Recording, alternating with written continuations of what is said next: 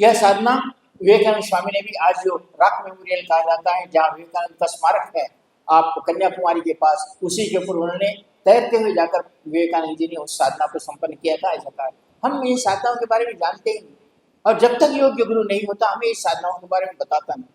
हमें इस बात का ज्ञान होना चाहिए कि हम उस आहुति कौन से किस मुहूर्त पर डालनी चाहिए। मैं क्यों आज रात के 12 बजे आपको अप्सरा साधना करने के लिए कह रहा हूँ, मैं क्यों आज आपको इन 3 दिनों में इन साधनाओं की दशांश आहुति डालने की बात कर रहा हूँ, और इसके पीछे रहस्य क्या है कि कौन से देवता कब यहाँ एकादशी के दिन उपवास करते हुए विष्णु को तुलसी चढ़ावा, ऐसा क्यों कहते हैं, महाशिवरात्रि के दिन शिव जी का पूजन कर बिल्वपत्र चढ़ाने के लिए बात करते हैं। इसके पीछे क्या था, इसके पीछे अपना मूलिकाओं का ज्ञान था, उसके साथ साथ मूर्त का ज्ञान था। शिव जी उस दिन पृथ्वी पर रहते हैं, इसका ज्ञान था। कामदेव होली के दिन ये पृथ्वी पर आते हैं, इसका ज्ञान था। इसलिए हमारे लोगों ने उन उत्सवों को बनाया और उसमें इस प्रकार का खेल खेलो या इस प्रकार का व्रत करो या इस प्रकार का मंत्र करो, ऐसा कहा गया है। हमारा अगर आप सिद्धाश्रम पंचांग देखते हैं तो कौन सी दशमा विद्या की साधना कब करनी चाहिए, सिद्धाश्रम में बगला दशमा विद्या की जयंती अलग है और जयंती दशमा विद्या को प्रत्यक्ष करने का सिद्धि दिवस अलग है, ऐसा कहा गया। उस सिद्धि दिवस के दिन अगर हम उस विशेष दशमा विद्या की साधना करते हैं तो हमें उस दशमा विद्या को प्रत्यक्ष होना ही होना है और उसकी कृपा प्राप्त होनी है। इसका ज्ञान कौन दे, इसके ज्ञान को हम किस तरह समझें, इसके ज्ञान को समझने के लिए हमें गुरु के साथ ऐक्यता का निर्माण करना है, गुरु के साथ एकाकार हो। अब हमारे यहाँ शेषु महाराज बैठे हैं, कभी भी प्रश्न करते रहते हैं, शेषु महाराज हो, चेतना जी हो, यहाँ इनका काम ही है मेरे को प्रश्नों से मेरे को कभी भी परेशान करना। अब हुआ ये कि वो बैठे बैठे एक दिन क्या करने लगे, गुरु जी हमने सुना है कि मधुकैटभ को मारते समय और उनके साथ युद्ध करते समय उन्होंने देखा कि मधुकैटभ को मारने के बाद एक हयशिर नाम का राक्षस ब्रह्मा जी के पूर्ण वर के साथ उसने पूरा धूम मचा दिया था, जनता को, ऋषियों को, मुनियों को, देवताओं को बहुत कष्ट पहुंचा रहा था। तो भगवान विष्णु उसके साथ युद्ध करते रहे, 1000 वर्ष बीत गए, उसका कुछ भी बिगाड़ नहीं सके। सारे विष्णु शिव जी सब देवता बोले विष्णु 1000 वर्ष से उसके साथ युद्ध कर रहे हैं और उसका कुछ बिगाड़ नहीं सकते हैं। तो आखिर में थक जाने के बाद वो भी थोड़ा थक गया था और विष्णु भी थक गए थे, तो विष्णु ने अपने बाण को लेकर ठुड्डी के नीचे बाण को लगाकर उसके ऊपर ही बैठे बैठे सो गए। तो सारे देवता देखकर ये रह गए कि विष्णु भगवान जी सो रहे हैं, कोई अगर वो अभी आके मार दिया तो कैसा होगा।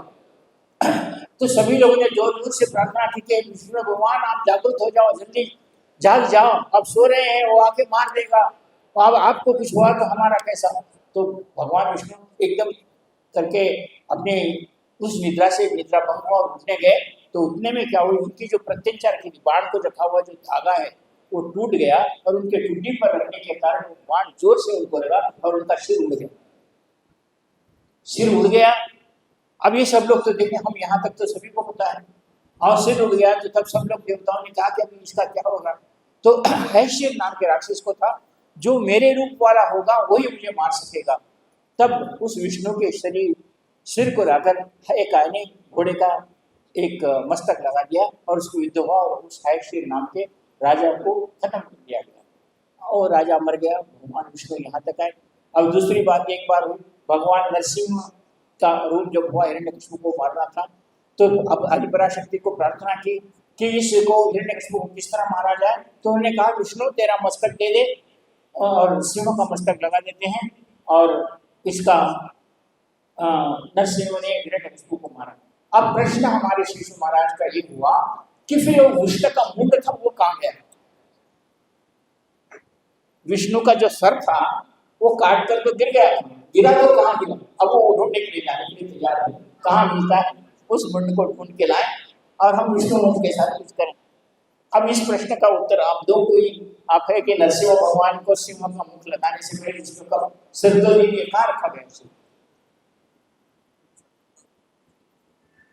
तो इसके पीछे हमारे पास जो समुद्र लाल समुद्र आदि है, इसमें इन विष्णुओं के सर डालकर वो जल में निमग्न है। और जब पृथ्वी में जन्म होगा, जब शैल कृष्ण वटपत्र साई बनकर कृष्ण आएंगे तो ये सारे समुद्र मीठे पानी में बदल जाएंगे और उसके ऊपर वटपत्र आए, कृष्ण का जन्म होगा और कृष्ण के सर उसमें खुशबू के साथ है। आज भी लवण समुद्र में है ग्रीव का शरीर, विष्णु का शरीर, विष्णु का वो मुंड वहां है। जैसे रुद्र के मुंड में कपाल काली ने रुद्र के मुंडों को 11 मुंडों को धारण करते हुए काली कहलाई। उससे बचने के लिए हर समुद्र में एक एक उसने जब जब अवतार किया और अपना सर्प का मूल निकाल लिया। उस मूल का मेन कारण विष्णु जलमय है। हमने देखा है राम को राम रामे के सहस्त्र नाम धरती राम नाम भगवान ने ऐसा कहा है। राम का मतलब होता है रमने वाला, जल, और सीता पृथ्वी की पुत्री। और राम और सीता जब पढ़ते हैं दोनों मिलते हैं तो उनके पुत्र के रूप में आते हैं घास, लव और कुश। ओरिजिनल ये साइंस है, ये तत्व है।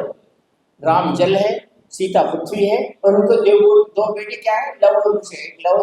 एक लव है जो पतला घास, और कुश है तो हम कुशवर देखते हैं अपना जो आज दर्द के नाम से जाना जाता है। फिर इस तत्व को समझाने वाला कौन समझाए इसके बारे में कि हमारा राम का तत्व क्या है, कृष्ण किसे कहते हैं, कृष्ण का तत्व क्या है, हमारे इससे पहले क्या हुआ था। मैं आपको इस ज्ञान के बारे में बताने के लिए गुरु की आत्मिक की साधना करना जरूरी है। हम इस आत्मिक की साधना करने से उस विश्व के मूर्त को आज भी देख सकते हैं और उस तत्व को प्राप्त कर सकते हैं जो अमृत तत्व है। हमारा पूर्ण सप्त महर्षि पूर्ण प्रलय होने के बाद भी जिस नाव पर बैठे सप्त महर्षि विष्णु को एक वटपत्र साई के रूप में देखते हैं। उस ऋषि तत्व हो, तुम जिस गोत्र के ऋषि हो उस ऋषि के रूप में तुम कभी मरोगे नहीं, उस ऋषि के साथ रहोगे और फिर जन्म लोगे और एक विशिष्ट अमृत तत्व के साथ होगी। तुम्हारे जीवन में जो कष्ट आए हैं इसको समझना चाहिए। वो विष्णु का मुंड कहाँ है और उसको कहाँ से करने से हम किस समुद्र में उसको प्राप्त कर सकते हैं, उसका विधान क्या है। ये गुरु को आत्म तत्व होने के बाद में इसको हम जान सकते हैं।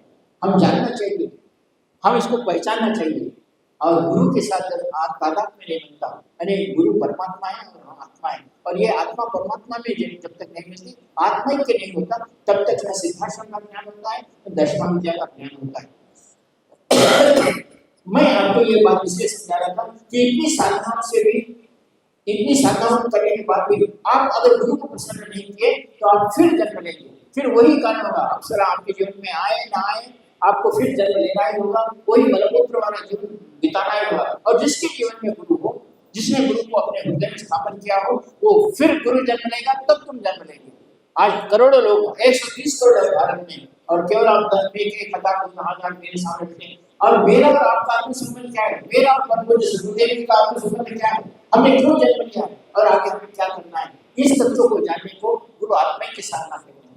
और इस साधना को सोच रहा हूँ दूं या नहीं दूं, कि कल गुरु पूर्णिमा है, विचार करके प्रसून देता हूँ। अभी आपको सभी को हर्ष देता हूँ, कल साधना संपर्क करवाने दूंगा। आपको आशीर्वाद देता हूँ, एक बार जय घोष करेंगे।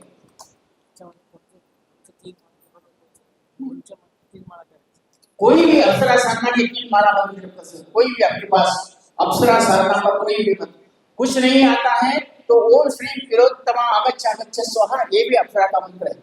ओम श्री तिलोत्तमाय आगच्छ आगच्छ स्वाहा, ये भी अप्सरा का मंत्र है, रंभा का मंत्र है, उर्वशी का मंत्र है।